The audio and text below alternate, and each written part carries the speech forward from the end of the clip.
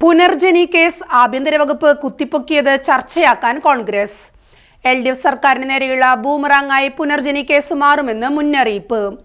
Vigilance clean chit നൽകിയ case ഇപ്പോൾ CBIക്ക് വിടുന്നത് തെരഞ്ഞെടുപ്പ് മുന്നിൽ നിൽക്കെ. ഭരണ തുടർച്ചയ്ക്കായി വേട്ടയാടൽ രാഷ്ട്രീയത്തിന് ചരട് വലിക്കുന്ന CPMനെ തുറന്നു കാണിക്കാൻ കോൺഗ്രസ്.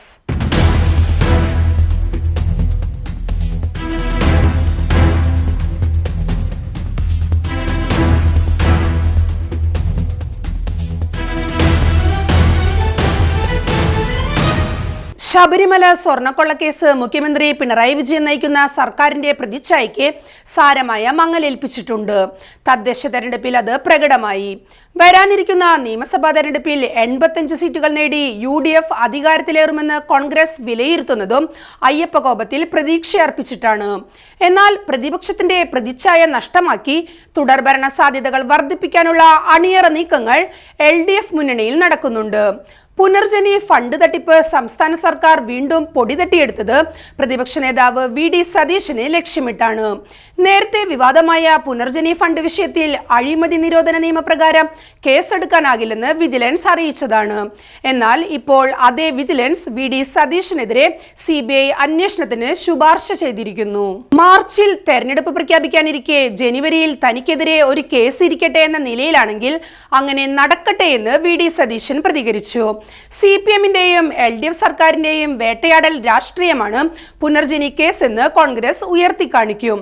CBI അന്വേഷണമാകാമെന്ന വിജിലൻസ് ശുപാർശ പുറത്തുവിട്ടതല്ലാതെ സർക്കാർ ഒരു തീരുമാനമെടുത്തിട്ടില്ല.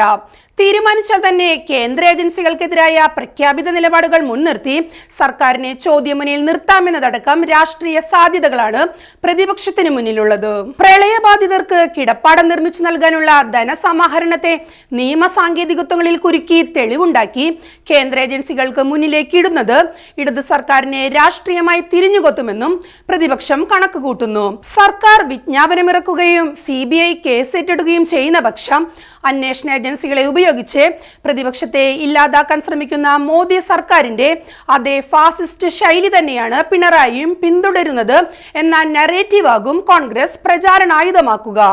ഒപ്പം CPM BJP അവിശുദ്ധ ബന്ധമെന്നത് കൂടുതൽ ചർച്ചയാക്കാനും ശ്രമിക്കും. ഇങ്ങനെ വരുന്നതോടെ CPM പ്രതിരോധത്തിലാകും. നിയമസഭാ മുന്നൊരുക്കങ്ങൾക്ക് അന്തിമ രൂപം നൽകാനായി വയനാട്ടിൽ കോൺഗ്രസിന്റെ വിശാല നേതൃയോഗം ആരംഭിക്കുന്ന ദിവസമാണ് വിജിലൻസ് റിപ്പോർട്ട് പുറത്തു വന്നത്. സുപ്രധാന അജണ്ടകളിൽ നിന്ന് വഴിമാറി പ്രതിപക്ഷ നേതാവിന്റെ പുനർജനി കേസ് വലിയൊരു ഓളം സൃഷ്ടിക്കുമെന്ന കണക്ക് കൂട്ടലിലാണ് വിശാല നേതൃയോഗം നടക്കുന്ന ദിവസം തന്നെ പുനർജനി കേസിന്റെ വിജിലൻസ് റിപ്പോർട്ട് പുറത്തുവിട്ടത്.